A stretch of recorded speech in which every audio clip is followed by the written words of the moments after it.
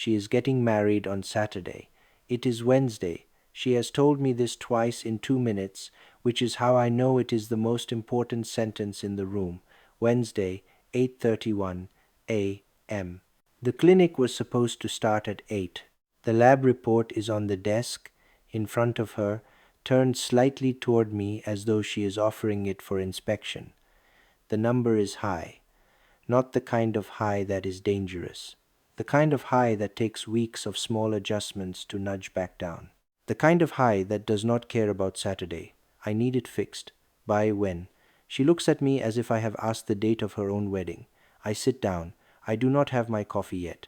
I realize, beginning to think of coffee less as a beverage and more as a person I am supposed to meet who keeps not showing up. Saturday. By Saturday. Yes. I look at her hands. They are not shaking. She has been told her hands will shake. She has been watching them for 2 weeks.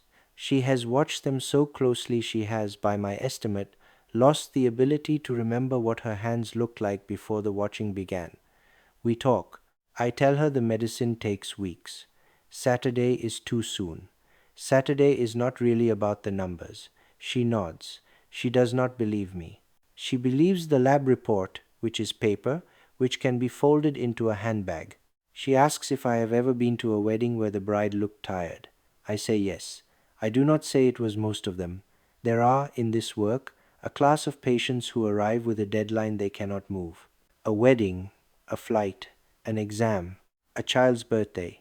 The body, of course, does not have a calendar. The body has only itself. And so the conversation, when it comes, is not really about the test, or the number, or the prescription. The conversation is about persuading someone that the body is allowed to be on its own time. She leaves with a prescription and a follow-up in 6 weeks. The receptionist hands her a small printed card with a date in October on it for a different test entirely. She does not notice. The receptionist, who has been doing this longer than I have, knows that a date on a card is a kind of medicine all its own. 11:14 a.m. Patient 7 of the morning. A boy, 16, with his mother. He has not been brought because he wants to be here. He has been brought because 6 months ago his school nurse weighed him on a Tuesday and a number went onto a piece of paper and the piece of paper followed him home. He sits with his arms folded. His mother sits forward. She has notes. She has a list. She has, I think with a small sadness, more hope in this room than he does. He doesn't eat. He doesn't move. He doesn't sleep.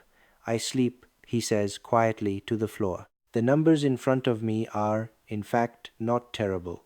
The numbers are a kind that, in a 16-year-old, are an early warning, not an emergency. He is, biochemically, a boy who is going to be fine if someone, sometime in the next 2 years, persuades him to walk most days and put down whatever he is holding when he is not hungry. He is, biochemically, a boy. He is not in this room a boy.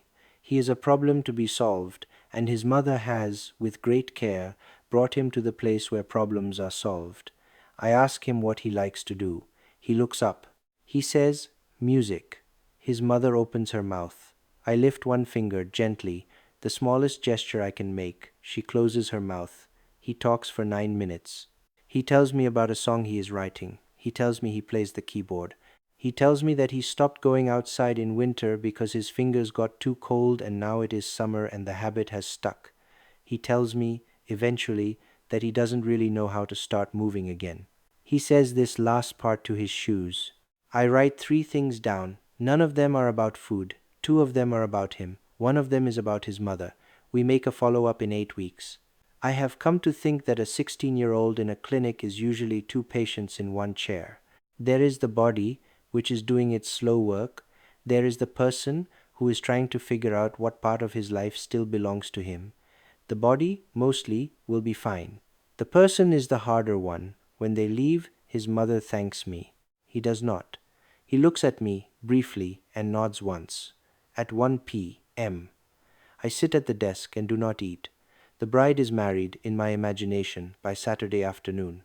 Her hands do not shake. They were never going to. The boy has gone home and back to his keyboard. He will, I suspect, come back in 8 weeks looking exactly the same, which his mother will read as failure and which will, in fact, be the first sign that something has begun. The coffee is cold. I drink it anyway. It tastes like a cup of coffee that has, by now, given up trying. I think of the two of them together. One came in trying to outrun a calendar. The other came in trying to be left alone for 9 more minutes. Both, in their separate ways, were asking for something the body cannot, by itself, provide. Both left with a date on a card. The card is the part I am, on most days, most sure about. The afternoon clinic begins at 2.